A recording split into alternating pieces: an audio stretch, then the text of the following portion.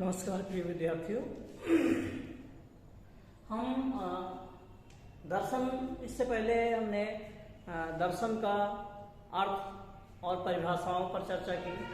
दर्शन का भारतीय संप्रत्यय क्या था और पाश्चात्य संप्रत्यय क्या था, इस पर हमने चर्चा की। अब हम चर्चा करते हैं दर्शन का अध्ययन क्षेत्र क्या है। दर्शन का अध्ययन क्षेत्र क्या है? दर्शन के अध्ययन क्षेत्र के अंतर्गत क्या क्या चीजें आती हैं। दर्शन के अध्ययन क्षेत्र के अंतर्गत क्या क्या चीजें आती हैं। अगर हम दर्शन के अध्ययन क्षेत्र की बात करें या दर्शन के मुख्य रूप से अंगों की बात करें, तो दर्शन के मुख्य रूप से भारतीयों के द्वारा जो बताए गए अंग हैं वो 3 अंग हैं: तत्व, ज्ञान और आचार। तत्व मीमांसा, ज्ञान एवं तर्क मीमांसा भी कहते हैं, इसको ज्ञान एवं तर्क मीमांसा भी कहते हैं। और इसके बाद मूल या आचार मीमांसा, ये 3 अंग होते हैं दर्शन के। ठीक, किसी भी दर्शन को ज्ञान एवं तर्क मीमांसा और मूल एवं आचार मीमांसा, उसकी तत्व मीमांसा पर आधारित होते हैं। जैसे किसी भी दर्शन का जैसे तत्व मीमांसा होता है, वैसा उसका ज्ञान और आचार मीमांसा होता है। इसी पर हम चर्चा करते हैं। तो सबसे पहले चर्चा करते हैं तत्व मीमांसा। तत्व मीमांसा को अंग्रेजी में मेटाफिजिक्स कहते हैं। तत्व मीमांसा को अंग्रेजी में मेटाफिजिक्स कहते हैं। जो अंग्रेजी का मेटाफिजिक्स शब्द है, ये ग्रीक भाषा के 2 शब्दों से मिलकर बना है। अंग्रेजी का मेटाफिजिक्स, जिसको हिंदी में तत्व मीमांसा कहते हैं, मेटाफिजिक्स शब्द जो है वो ग्रीक भाषा के 2 शब्दों से मिलकर बना है। Meta plus physics, Meta plus physics, Meta plus physics. Meta का अर्थ होता है के परे, मेटा का अर्थ होता है के परे, और फिजिक्स का अर्थ होता है भौतिक। इस तरह से तत्व मीमांसा का अर्थ हुआ जो भौतिकता से परे हो, जो भौतिकता से परे हो। मेटाफिजिक्स का शाब्दिक अर्थ हुआ जो भौतिकता से परे हो। किसी भी दर्शन की तत्व मीमांसा में इस ब्रह्मांड के वास्तविक स्वरूप एवं उसमें मानव जीवन, किसी भी दर्शन के तत्व मीमांसा में इस ब्रह्मांड के वास्तविक स्वरूप और उसमें मानव जीवन की वास्तविक विवेचना की जाती है। किसी भी दर्शन के तत्व मीमांसा में इस ब्रह्मांड के वास्तविक स्वरूप और उसमें मानव जीवन की वास्तविक या तात्विक, मानव जीवन की वास्तविक या तात्विक विवेचना की जाती है एवं मनुष्य जीवन के मूल उद्देश्यों की व्याख्या की जाती है। मनुष्य जीवन के मूल उद्देश्यों की व्याख्या की जाती है, विवेचना की जाती है, और मनुष्यों के इन उद्देश्यों को प्राप्त करके योग्य बनाने के लिए शिक्षा की व्यवस्था की जाती है। अब हम तत्व मीमांसा के अंतर्गत जब बात करते हैं, इसमें सृष्टि क्या है, सृष्टा कौन है, इसमें आत्मा क्या है, परमात्मा क्या है, जीव क्या है, जगत क्या है, मानव जीवन क्या है और तथा वास्तविक सौंदर्य क्या है, इसकी चर्चा हम तत्व मीमांसा के अंतर्गत यानी मेटाफिजिक्स के अंतर्गत करते हैं। कह सकते हैं यथार्थ ज्ञान क्या है,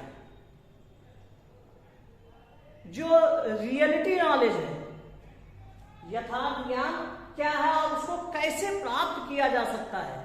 यथार्थ ज्ञान क्या है और उसको कैसे प्राप्त किया जा सकता है, इसकी जहां पर चर्चा की जाए, जहां पर सृष्टि की चर्चा की जाए, सृष्टा की चर्चा की जाए, आत्मा और परमात्मा की चर्चा की जाए, जीव और जगत की चर्चा की जाए और इस ब्रह्मांड में मानव जीवन तथा वास्तविक सौंदर्य की चर्चा की जाए, उसको हम जिस स्थान पर चर्चा की जाए उसको हम तत्व मीमांसा के नाम से जानते हैं।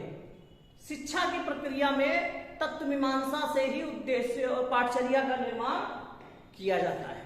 ठीक, फिर बात करते हैं ज्ञान या तर्क मीमांसा, जिसको अंग्रेजी में हम इपिस्टेमोलॉजी कहते हैं। इपिस्टेमोलॉजी कहते हैं। ठीक, ये दो शब्दों इपिस्टे और लॉजी, इपिस्टमे और लॉजी दो शब्दों से मिलकर बना है। इपिस्टमे का अर्थ होता है ज्ञान और लॉजी का अर्थ होता है विज्ञान। ठीक, तो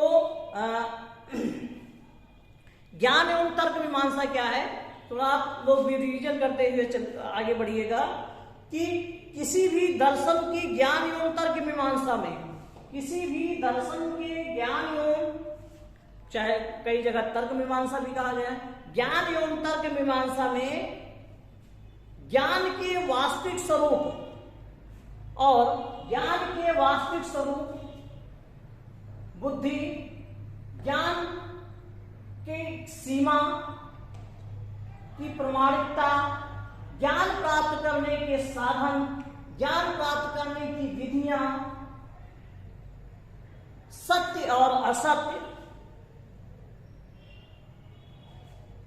की चर्चा की जाती है। ठीक, इसमें कह सकते हो शिक्षण विधियां, शिक्षा की कि ज्ञान क्या है, बुद्धि क्या है, ज्ञान का स्वरूप क्या है, ज्ञान की सीमा क्या है, किस सीमा तक ज्ञान की प्राप्ति की जा सकती है, ज्ञान की क्या प्रामाणिकता है, इसके साथ साथ ज्ञान प्राप्त करने के कौन से साधन होते हैं और कौन सी विधियां होती हैं ज्ञान प्राप्त करने की, और सत्य क्या है, असत्य क्या है, इसकी व्याख्या जहां पर की जाती है वो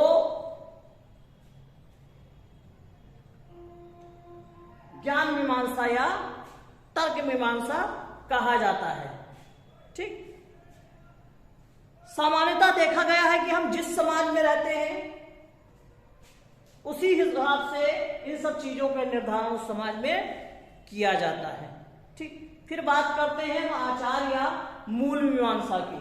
आचार या मूल मीमांसा को एक्सियोलॉजी कहते हैं।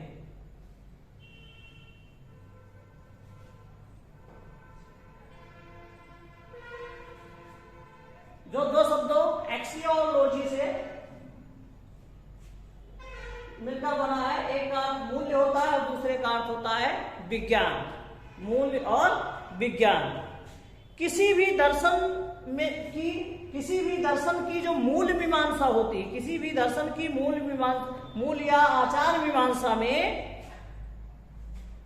उसकी जो मूल या आचार मीमांसा होती है उसके तत्व मीमांसा पर आधारित होती है। इसके अंतर्गत मनुष्य के आदर्शों, मनुष्य के मूल्यों, मनुष्य जीवन के अंतिम उद्देश्य, मनुष्य जीवन के करणीय तथा अकरणीय कर्मों की व्याख्या की जाती है और उसी के आधार पर शिक्षा के उद्देश्यों का निर्धारण होता है। इसके अंतर्गत शिक्षा के उद्देश्य, शिक्षा के अनुशासन, इन चीजों का निर्माण किया जाता है। तो हम जैसे आदर्शवाद हम पढ़ने जाए, प्रकृतिवाद पढ़ने जाए, प्रयोजनवाद पढ़ने जाए, यथार्थवाद पढ़ने जाए या भारतीय षड दर्शनों को पढ़ने जाए, तो उसमें सबसे पहले हम बात करते हैं इन बिंदुओं पर।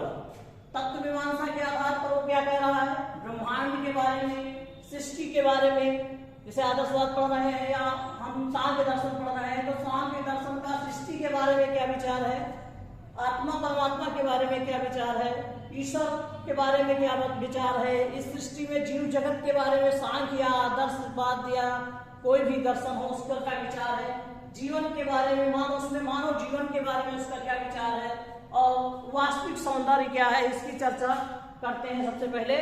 उसी के आधार पर ज्ञान मीमांसा के बारे में विभिन्न दार्शनिकों के या विभिन्न दर्शनों के क्या विचार हैं, और आचार या मूल मीमांसा के बारे में उनके क्या विचार हैं। इन तीन बिंदुओं पर तत्व मीमांसा, ज्ञान मीमांसा और आचार मीमांसा के आधार पर दर्शन का अध्ययन किया जाता है। ये दर्शन के अध्ययन क्षेत्र के अंतर्गत ये तीन चीजें मुख्य रूप से आती हैं।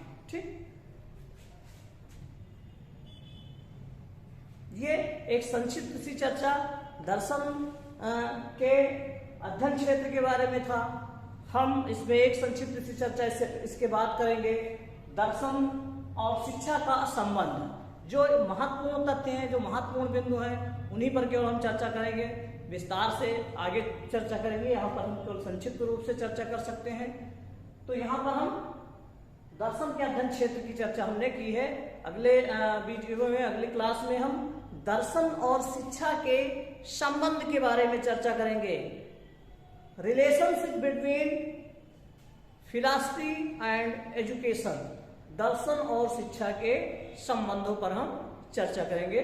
धन्यवाद।